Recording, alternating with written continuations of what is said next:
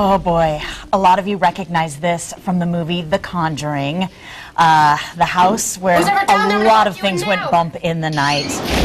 This was loosely based on a real-life story. The family that lived in that home was the Perrin family, and the eldest daughter featured in the movie, Andrea, is here with us on San Antonio Living this morning. She is the author of the book House of Darkness, House of Light. It's very nice to see you. It's lovely to see you again. We were introduced at the Black Swan. Yes. It was delightful. Thank you so much to Joanne from the Black Swan Inn for bringing us together.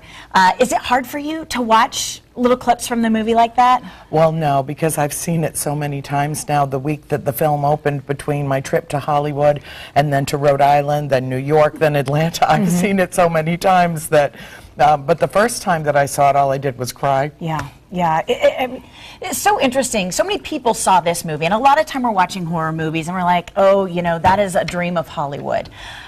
That was your life, but worse, right? They really had to tone it down for the film. James Wan, the director, was shooting for a PG-13 rating. He wanted to bring this story to as many people as he could. And when he got the R rating, I was with him, and he hit the roof. We had to pull him back down. And he said to the MPAA, what do I have to take out of the film in order to get a PG-13? And they said, there's nothing you can remove. It's just too scary. And they had already toned it down so much that he was shocked. But, you know, it worked out well, and God knows now that it's out on DVD, that all the teenagers are seeing it. Yeah. So. Oh boy, it's crazy to have seen that movie and then to have met you. Let's go back to the year you and your family moved into the farmhouse. Walking in through the front door, how much time passed before you knew that something was different about this house? About 5 minutes. Wow. What was the first thing that happened that clued you in? Well, we bought the house in December of 1970, but my mother refused to move at Christmas. Imagine that. So we moved in the first week of January 1971 in the middle of a snowstorm, swirling ice storm. And my dad, it was a whole caravan, and it was chaos, of course, moving days tend to be. But my dad handed me a large box off the back of the truck and said, take this to your mother in the kitchen. So I went through the parlor door, and I had to walk the entire length of the house to get to the kitchen and the pantry, and it was more than 110 feet long. So I walked into the dining room, and I saw an oddly dressed man in the corner of the dining room. And I greeted him because I was a polite child. I said, good morning, and he didn't respond to me. His focus was entirely on the elder gentleman who was moving out of the house, who had sold it to us. And so I kept going, and I walked in the kitchen and said, Mom, who's that other man with Mr. Kenyon in the dining room? She said, there is no other man in the dining room. And then Nancy came in, Christine came in, Cindy came in, and the last sister came in and said, that man in the dining room just disappeared. So immediately you knew that something was up with the house. I've got a couple of pictures to share. First, the house when you guys moved in. It looks like a beautiful farmhouse, a typical setting of a farm. And then we've got a picture of your mother in front of the fireplace there. When you moved into this house, did your parents have any idea about the history whatsoever? No, of course we knew it was extensive. The house as it is now was completed in 1736, 40 years before the beginning of the Revolutionary War. So it is truly a colonial home. And actually it took years to build the house as it is, because it started as a four-square and then grew as, you know, families. And 8 generations of one extended family lived and died in that house, and many of them never left. When you are in the house and you're sleeping, it's bedtime, you're with your sisters, you guys are all on that top floor, and each of you are seeing different things, you're hearing different things. Did you immediately talk to each other about what you saw, or did you keep it in? The first night or two that we were in the house, of course you're adjusting to a new environment.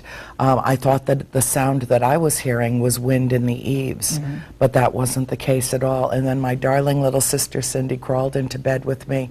She said, Annie, can I sleep with you? I said, sure. I pulled the quilt back and let her in. She snuggled up real close and she said, I hear voices in my room, and they're all talking at once, but they're all saying the same thing. And I asked her, what are they saying? And she said, there are 7 dead soldiers buried in the wall. What about the history of the house? What were you able to find out about the house over the last years of your life? I mean, I know you didn't know as much while you were there, but later in life, what did you find out? My mother actually did extensive research. My mother is at heart an historian, and she did extensive research on the house.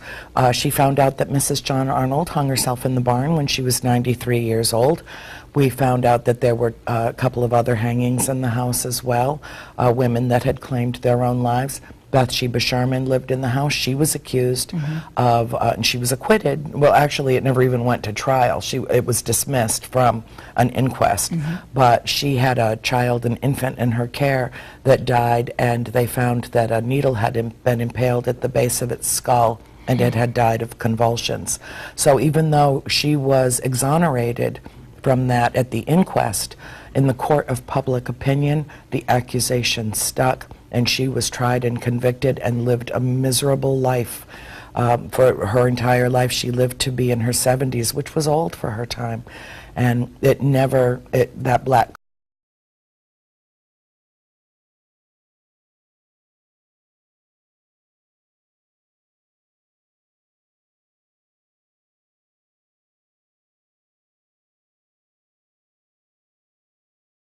actually. They didn't move in with us, as was portrayed in the film, and there was no exorcism conducted in the house. A priest came with them. They decided that it was important that my mother was oppressed by a spirit, and my mother was changing radically, dramatically, even though it was gradually over a period of time. She began dressing in vintage clothing. She started using archaic language like yeoman. You know, people don't use that word to describe the menfolk in town. We thought it was because she was immersed in the history of the place. And we did pay attention to it, all of us did, because we felt like our mother was slipping away from us in some respects. And I stepped into the role of, you know, I was parentified at a young age. I needed to take care of my sisters. And my mom was just immersed in the history of the house and learning everything that she could. When the Warrens came, it was right around this time in 1973, and they conducted an investigation over a period of about a year and a half, which culminated in a seance gone horribly wrong. And I want to talk a little bit more about that seance. When we come back, we'll talk about that. We'll talk about the changes that happened with your mom, and we'll talk about what the book reveals about what happened in that farmhouse. Welcome back to San Antonio Living. This morning we're talking with Andrea Perrin. She is the eldest daughter that was featured in the movie The Conjuring. I'm sure a lot of you watched it. It just was released on DVD and on Netflix. I saw it just a couple of days ago. You wrote a book, House of Darkness, House of Light, describing your experiences in the home that you lived in for 10 years with your family. It's a trilogy with the third book coming out very soon. How much more is in the book than we saw in the movie?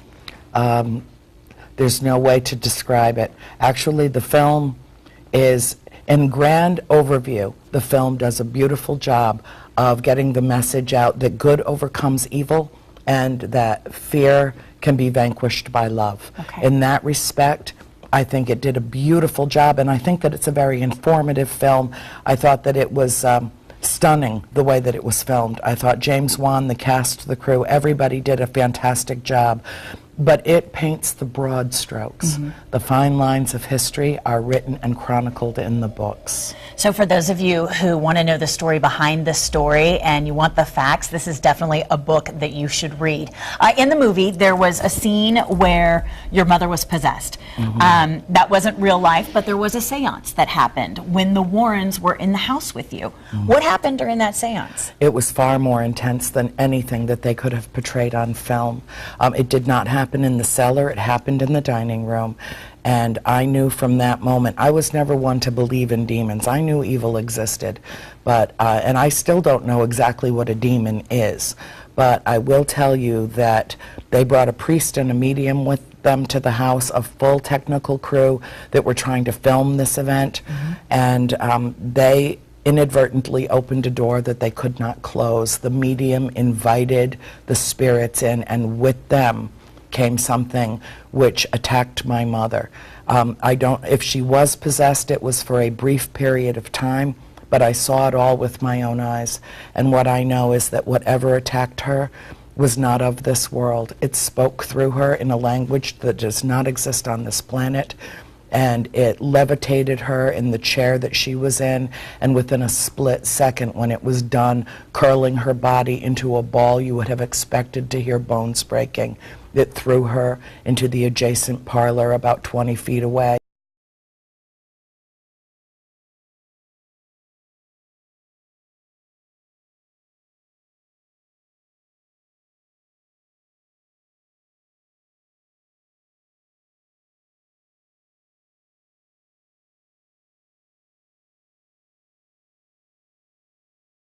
Long time afterwards, several months, and my mother kept wasting away. You saw the photograph of her in front of the fireplace. I mean, she was just so frail. My mother moved in there as, you know, a model material woman, just strikingly beautiful, and she just literally wasted away. She lost so much weight.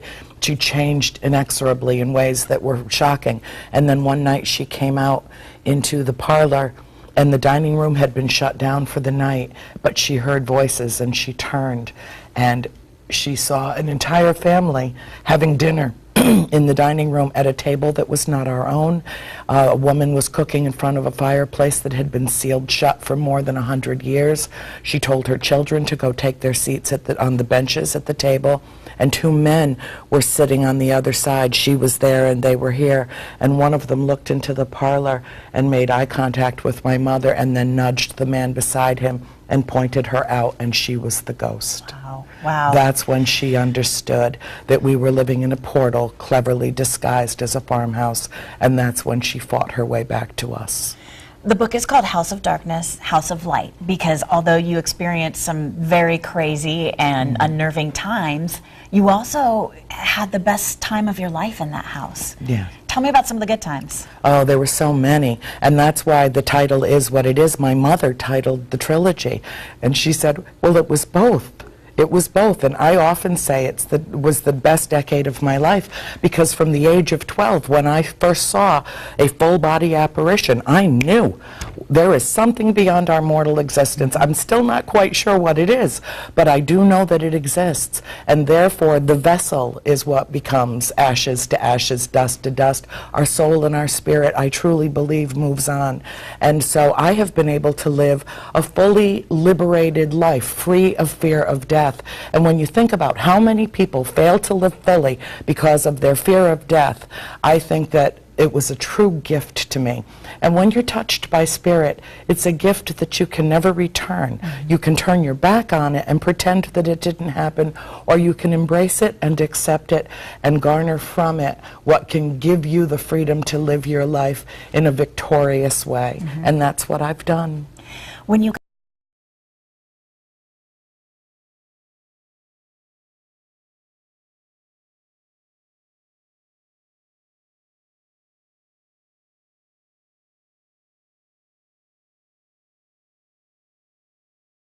we found out, we thought that it was our great escape. We did, and half of us did not want to leave at all, and I'm in that half. However, my mother had told my dad, she said, Roger, if we don't sell this place, I won't survive another winter here. And he believed her, and we bought a house in Georgia, a beautiful farm in Georgia, a new farm. The house was like 20 years old, so what could possibly be, you know? And we got down there, and Mrs. Warren called. I don't even know how she found us, but she did a couple of months after we were there, and she said, Carolyn, I want to tell this story, a book, a movie. You know, offered them a boatload of money and life-changing money. And my mother said, no, Lorraine, no. And she said, you at least need to discuss this with your husband. Well, that night, Dad came home, but Mom didn't mention it to him yet. She went down to throw a load of laundry in the washing machine, and a 200-pound door that was bolted to a wall came over on top of her and dislocated her shoulder and gave her a concussion. And when Mrs. Warren called back the next morning, she said, absolutely not, Lorraine, I don't need to discuss this with my husband. Please don't contact me again. Wow, wow. What changed to allow her to have you write the book? It was as if a bell went off in my head in August of '07, and interestingly, I didn't even tell my family that I was writing the book because I didn't want to be discouraged. I didn't want to hear any reticence about it. I knew that the time had come. 30 plus years had lapsed, and I felt that the world had matured in its consciousness about spirit, and that it was time. And I was no more than 6 weeks into it when I got a call from Hollywood. The first producer called me from Hollywood, and there was no conceivable way they could have known I was writing a book. I had told no one. Well, the books are out now. There are 2. The 3rd is in the works. It is a trilogy. I already downloaded the first 2, so I'll let you know. Andrea Perron, House of Darkness, House of Light. That is the website as well. The title of the book, houseofdarkness, houseoflight.com.